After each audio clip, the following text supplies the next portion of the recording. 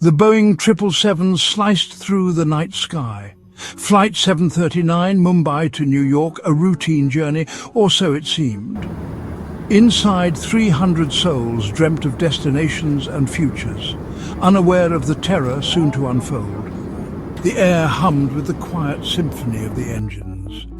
A gentle lull settled over the cabin. Passengers slept, read, or stared blankly at the in-flight entertainment. But in seat 23A, Neelam Varma couldn't shake a feeling of unease.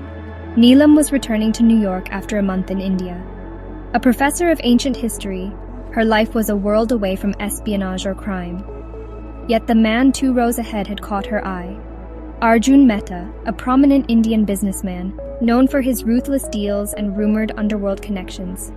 He exuded an aura of power, but also danger. Neelam watched as a hooded figure approached Mehta. They spoke in hushed tones, their faces hidden in the dim cabin light.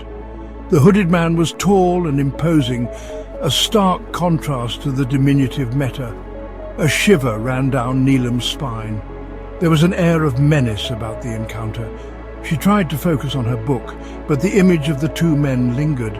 What were they discussing? Why did it feel so ominous?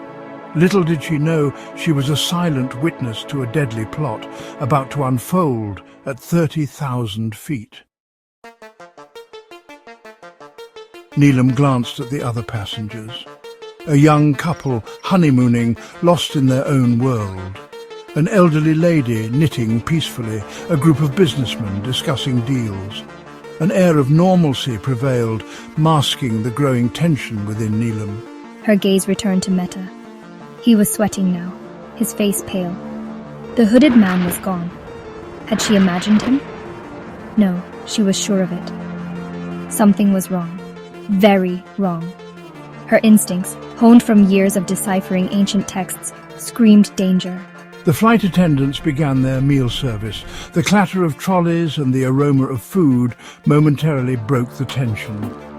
Neelam tried to eat, forcing down the dry chicken and overcooked vegetables. Her stomach was in knots. She stole another glance at Mehta. He was slumped in his seat, his eyes closed. Asleep or something worse?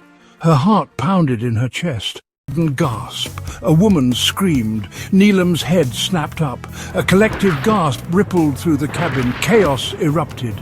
In the aisle, sprawled between the seats, lay Arjun Mehta. His eyes stared vacantly at the ceiling, his face contorted in pain, and protruding from his chest a single blood-stained knife. Panic seized the passengers. Screams filled the air. The flight attendants, their faces etched with terror, struggled to maintain order. Neelam sat frozen, her worst fears confirmed. Murder at 30,000 feet.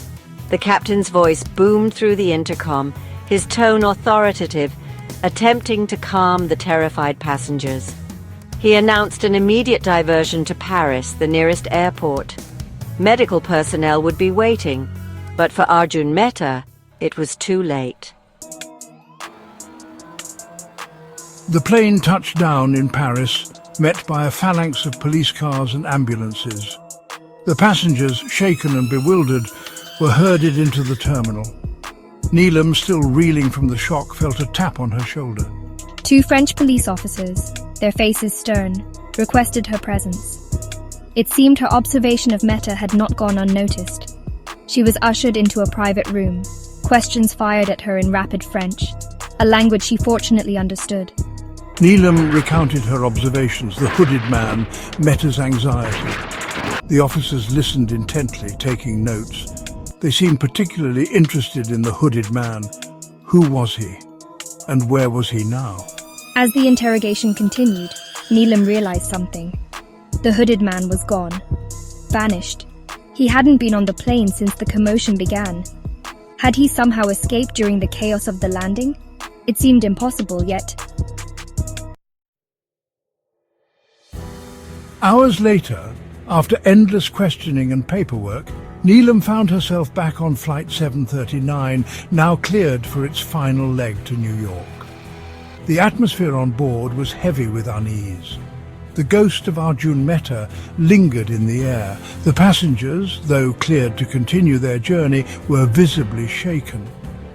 The flight attendants, their earlier cheer replaced by a somber professionalism, went about their duties with a forced efficiency. As the plane began its descent into JFK, the captain's voice once again crackled over the intercom, an apology for the delay, an assurance of their imminent arrival, and then a chilling announcement. "We have a slight change in protocol. Please remain seated until further notice." What's happening now? Before anyone could react, a man in a dark suit stood up. He was tall, athletic, with an air of quiet authority. He surveyed the cabin, his eyes sharp, missing nothing. Good evening, my name is Agent Miller, FBI. This plane is no longer going to JFK. We have a situation. The tension in the cabin escalated, every passenger holding their breath, waiting for what would come next. A collective gasp swept through the cabin. Fear, momentarily subdued, resurfaced with renewed intensity. Whispers rippled through the plane, speculation running rampant. What situation? What was happening? Agent Miller's words hung in the air, heavy with unspoken threat. I understand you are all anxious, and rightfully so, but I need your cooperation. This is no longer a simple murder investigation. This is a matter of national security. His words hit Neelam like a punch to the gut. National security? What did Arjun Mehta's murder have to do with national security? And what did Agent Miller know that he wasn't saying? The plane banked sharply, veering away from its intended course. New York City, a beacon of light in the distance, began to recede from view. They were heading somewhere else, somewhere unknown, somewhere dangerous. Agent Miller, his face an impassive mask, paced the aisle, scrutinizing the passengers. His eyes, sharp and calculating, seemed to bore into their very souls. He spoke into a phone, his voice low, urgent, his words inaudible above the drone of the engines. Whispers fueled by fear and uncertainty snaked through the cabin. Who was this Agent Miller? What did he know? Why were they being diverted? Theories, each more outlandish than the last, were proffered and debated. Neelam, her mind racing, tried to piece together the fragments of information. Arjun Mehta, the hooded man, the murder, Agent Miller, national security. It was like a jigsaw puzzle, the pieces scattered, the image unclear.